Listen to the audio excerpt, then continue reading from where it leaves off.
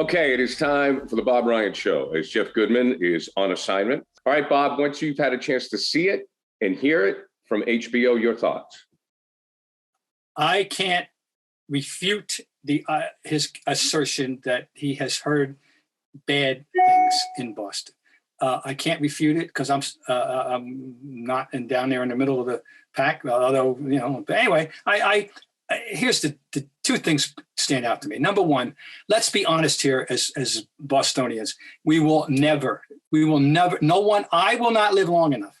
I'll say that to have the stench of the history gone away. We are burdened by it. We are trapped by it. We are imprisoned by it. We can't get out from under it. I am talking about the national publicity attached to the busing situation in the 70s, the picture that will forever be out there, the video of Theodore Landsmark getting this flagpole smashed in his face, and the knowledge that people have, which is easy to educate themselves by his own books of Bill Russell's initial treatment in Boston going way back when he wanted to buy a house in Reading, Massachusetts, okay? And the things that he claims. It's there. It's a part of the history. We can't get out from under it. People associate Boston with that stuff. There's nothing we can do about it. We can't erase it. All right, that's number one. Number two, on this particular spiel of his, what really bothered me was him actually implying that the FU LeBron shirt would be available in the team store. And I think too many people will come away from what they saw and heard believing him, right, and believing it. Now, we know where it is, across the street, on the corner. That guy sets up with the stuff, just like outside of Fenway. It was down the street. But when Jeter was in his prime, okay. But people are going to believe it, Gary. They're going to believe it. And that bothers me. And that is not only irresponsible, that is disgraceful. That is despicable what you've done there at LeBron. And I speak it as someone who harbors no general resentment toward LeBron. I love him as a player, and I think people have misjudged him completely around here and in many places on the basis of stupid things like the decision and all. When's he ever been in the wrong part of the newspaper? You tell me. Oh, he hasn't. Bob, you're absolutely right. You're right. I mean, the guy, he's been the perfect star for the NBA other than the decision. Yeah. So, I mean, I don't get what the objection. I don't get it. When you watch him play, he's all about team. I keep going back to the documentary was done when he was at St. Vincent St. Mary. Right. The movie. I forget the name of it. When We Were Kings or something. What it was. Okay. I came away so impressed with the way he handled himself with his buddies. Everyone knew he was the king. In high school, he was the star. They won 3 out of 4 championships, and the whole story was about how they lost it as juniors and they wanted to have a redemptive senior year and all that. But everybody knew. But he was all about his buddies. He wanted to win this championship with those particular guys, some of whom he had known since 5th grade. And that was sincere. I don't doubt that for one second. He's always been about team. Okay, and when he's out on the floor, and the greatest criticism of him ever launched, and I was one of the ones that didn't want to believe it at first, but when they lost to the Mavericks in 11, he shirked away from he didn't want the ball. He didn't want to take the responsibility of being the best player on the floor, and that was a catharsis. The year before, he basically quit against the Celtics. I was there for it, and I saw it. Okay, that catharsis was the 11 finals. Since then, the guy has known how to calibrate his immense gifts with being a proper teammate. And that's a very difficult line to walk when you have the kind of skills that the LeBron Jameses and the Michael Jordans and the Kobe Bryants and those people of the world have. And so that's all. I'm not anti-LeBron at all, but I'm very upset with this where he's left this one. LeBron, please come out and say, hey, I was only kidding. I know damn well the Celtics had nothing to do with it themselves. But he left the impression with people that they do. And that is really bad. Bob, is it different if a player plays in Boston as opposed to playing here on the road? You mean as far as the perception of racism at this day and age? Do you think it's different if you're playing for a Boston team? Well, I mean, obviously, you're less likely to encounter situations of people. That's the problem with the whole issue. It shouldn't matter. But it shouldn't matter whether you play for the Celtics or whether you're just a Joe average citizen who happens to be black. No, that shouldn't matter. But we all know that. That's a given for you and me and anybody who's intelligent. But it probably, for some people, it probably does matter. This is what the thing with, that Russell talked about 60 years ago, and why he said, in the end, all I owe them is a performance, because he wasn't being treated. He didn't think walking around the street or whatever he was doing is, once he was outside the arena, once that number 6 jersey was off, he didn't feel he was being treated the way he should have been treated as a citizen of the world, a citizen of America. And he's made that clear countless times over. It shouldn't matter, but I think, but here's the other thing. It's so complex. We have had enormously popular players of color in Boston in the last 3 decades. Mo Vaughn was immensely popular, I believe. I mean, yeah. Mo Vaughn was immensely popular. Certainly, right now, all 3 of them, Tatum, Smart, and Brown, our 3 core players, are I think immensely popular. Does this mean that there aren't some isolated idiots out there, that they may have heard some stuff from? Yes. Do I believe, as Kendrick Perkins said, that this is hardly endemic to Boston? Yes. Now I have to say, our reputation does hurt. Again, it wasn't just basketball. Remember the Adam Jones controversy with the Orioles. I was in no position to refute that. I wasn't sitting in the center field bleachers that day or those days to hear what was happening. Mickey Rivers was subjected to some nonsense, at all. And you can argue, well, Mickey Rivers brought some stuff on himself. It was showboat stuff. Fine, but Adam Jones, no. Adam Jones was a very, by the book player. So anyway, we all know that there are isolated people, and it isn't just Boston at all. But I can't say that it doesn't happen here. I can't refute that LeBron's heard stuff. Okay, continuing with LeBron, because I found this very interesting. For the first time since 2011, he played in the Drew, which is, a summer league superstar, or I should say NBA sort of summer league. And I was wondering if LeBron, after this season where the Lakers weren't really in the mix and it was Steph Curry's year and it was about the Warriors, it was about Tatum and the Celtics, is LeBron kind of saying, hey, everybody, don't forget about me? Very good thought. I hadn't framed it that way, but when you mention it, it's very possible, because the dialogue, during the season, and Durant's the best player, now maybe somebody was saying, and of course, Steph was the darling of the postseason this year. And of course, we're going to get to him in general at the package, is unique. And that's very possible that LeBron was saying, hey guys, I'm still the king, and historically, I'll be right there. The endless debate is who's the greatest, he or Michael. And that's a fair debate. I hope he comes back strong this season. I don't know what his future is with the Lakers. I think that it hasn't gone according to plan, obviously. No. But I think just the playoffs are better with LeBron, and there's room for it. If you have LeBron and the Freak and Steph and Tatum and Jalen, it's just better. I hope he's in the playoffs next season. Of course, just like any sport, you want your stars on showcase for these big moments, and he still is the most recognizable name. And if you were going to play a Q thing with the Joe Average Joe Average person, and say, name me a movie star, right now. And, I don't know, I'd say Denzel Washington. I'd say, Brad Pitt, even though he hadn't made a significant movie in a while. But name me a football player, right now. And it would be, I don't know, Aaron Rodgers probably today, but it still would be Tom Brady. No, it'd be Tom Brady. Tom Brady would be the football player, Okay, but who are getting, name me a basketball player. It would be LeBron. Yeah, it's always LeBron. Still for people. Now, it's still Steph LeBron. We're going to get to Steph. Steph is got his own niche. Okay. I am rooting for James Harden because I like the way, I've told you this before, I like the way he arrived at the Nets. I thought he was a pass-first guy. He has led the league in assists one season with Houston. He's taking less money. He's reworking the deal 2 years at $68 million. I want the Sixers to be good. I do. I want him to be in shape. I want him to dish the ball. I like the Sixers. I like Doc. I want the East to be as competitive as ever. Do you think Harden bounces back?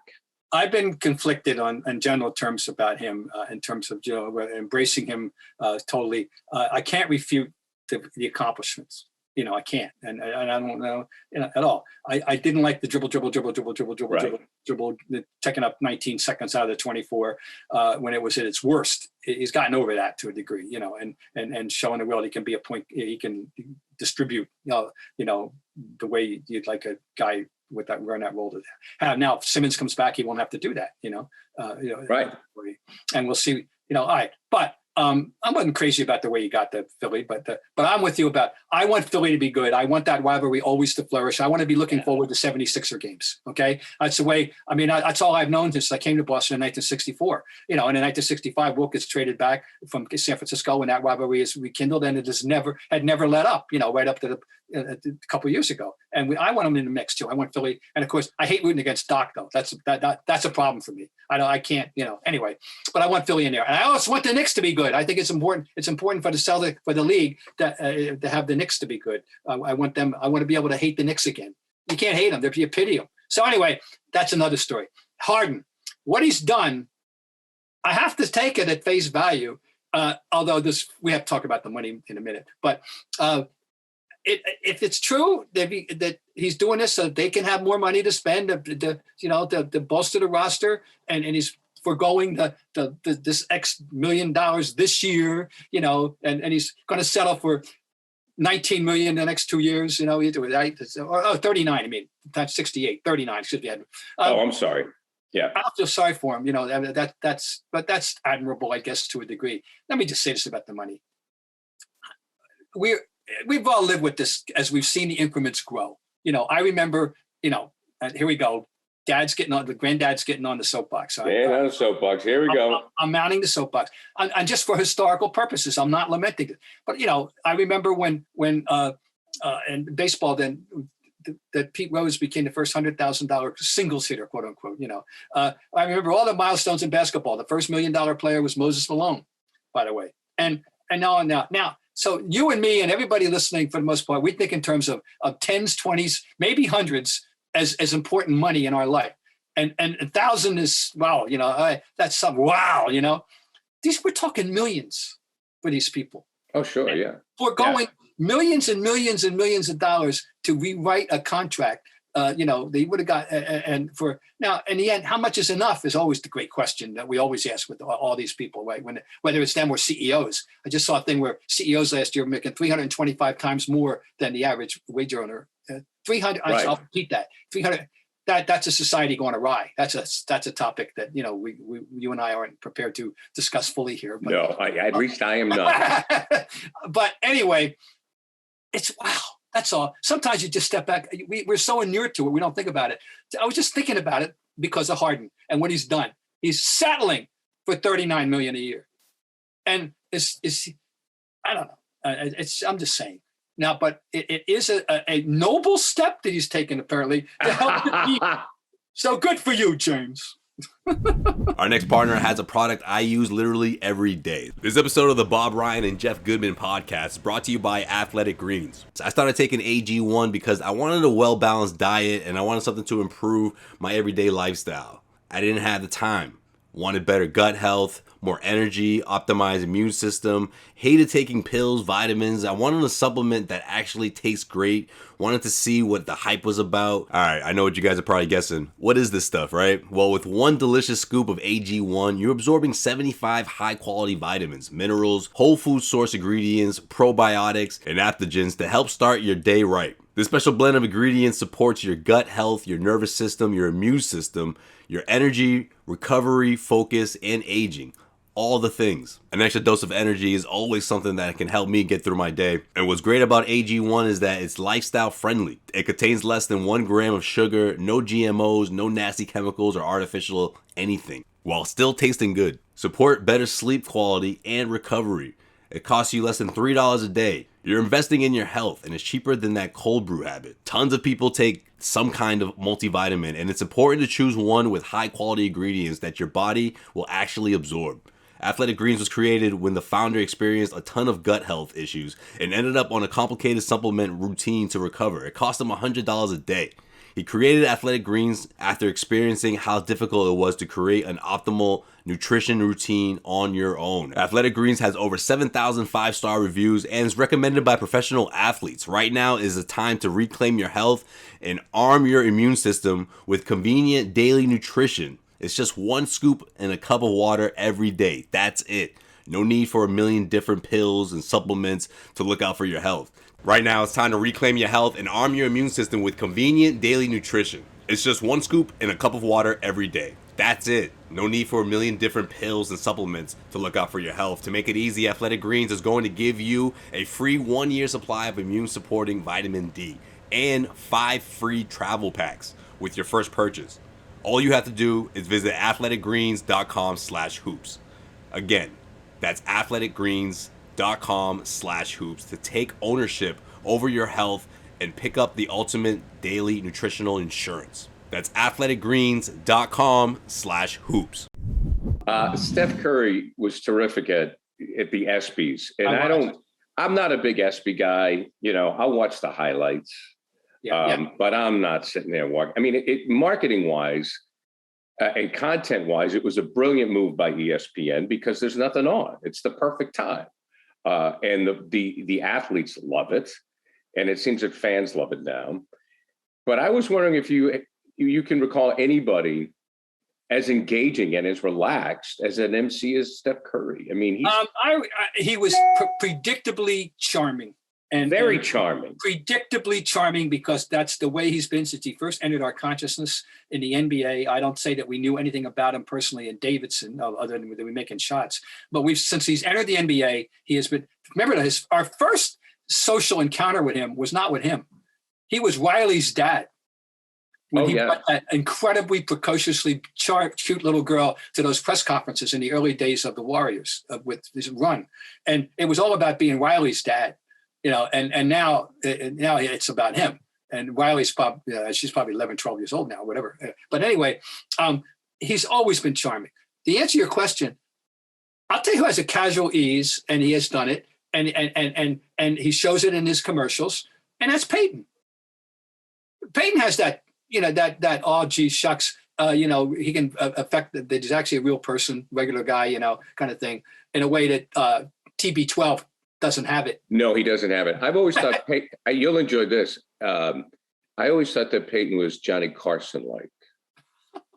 In that, just a regular Midwest kind of. Yeah. I mean, even though Peyton's not from the Midwest, he was in India. I mean, he grew up in New Orleans, but like Carson. Okay. Carson had a charm, had an unease, that Midwestern charm about him, where Peyton has the same thing. Like Peyton is no dummy. We all know that. But he plays up the shucks thing, right? Better than anybody. Look at tell me we don't like he and Eli on those. Oh, yeah. They're awesome. You know, and of course, now people are trying to imitate it, and it ain't going to work. No, it's not going to work. But it isn't working with Kay and A-Rod, you know, and it's not going to work. You know, you need the right people. But anyway, who knew that Eli had that, you know, that rapport? Although I still go back to that one commercial that they did for ESPN when they were walking down the corridor and he kicks him in the ass. The one brother kicks the other. Yeah. You know, every family in America with you know, children of that type, we know that is exactly the way brothers have always been and always will be, you know, in that real. But anyway, I think he's the one that jumps to mind that for me that would be the most comparable. But I thought Steph pulled it off beautifully. By the way, I watched the whole thing. I went to an hour and a half. I said, well, you did better than me. I can't. I went to 9:30 Eastern, and that was it. I can't handle it. Bob, thank you for gracing my hometown of Mexico, Maine. Who knows? I'll see if you made the Rumford Falls Times, which is across the river from Mexico. Yes. I'll see if you made the paper. I don't know. I'll have to check online now. I think we are online. I'll be going back up there in September and in the area, and one last fling at the up there. So, but it was. Thank you. Well, anyway, glad to pay homage to Mexico. Good old Mexico. Our next door neighbors up there are a husband and wife. One's from Mexico. He's from Mexico, and she's from Rumford. So, and that's the Smiths, right? And the Smiths. So yeah, the Smiths. Sure, Dan. Yeah, Dean was a year. I know people watching right now. Only my old baseball coach John Bernard is going to join us. Dean Smith, his younger brother, was a year older than me. They were both great athletes in high school. All right, Bob, always a pleasure.